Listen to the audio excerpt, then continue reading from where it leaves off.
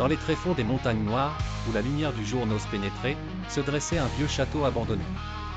Ses murs de pierre étaient dévorés par le lierre, et le vent hurlant à travers ses fenêtres brisées semblait porter des murmures d'une époque oubliée.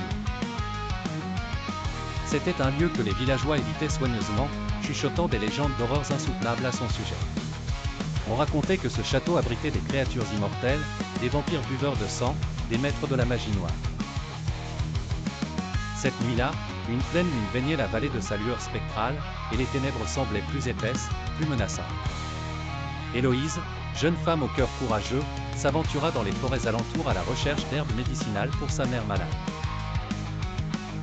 Ignorant les avertissements des villageois, elle s'approcha du château. Sentant une présence maléfique mais irrépressiblement attirée, elle franchit le pont-levis et pénétra dans l'antre des ténèbres. Les couloirs étaient silencieux, à l'exception du cri lointain des chauves-souris. Au centre d'une salle grandiose, un autel de pierre y trônait, orné d'inscriptions anciennes. Une silhouette se détacha de l'ombre, un homme pâle aux yeux flamboyants, Vlad, le seigneur vampire. « Bienvenue, Héloïse », dit-il d'une voix douce mais terrifiante. « Ton courage te fera découvrir des secrets au-delà de toute imagination. » Héloïse, figée par la peur, vit les runes de l'autel scintiller et des ombres dansaient autour d'elle. Vlad leva les mains, murmurant des incantations inhumaines.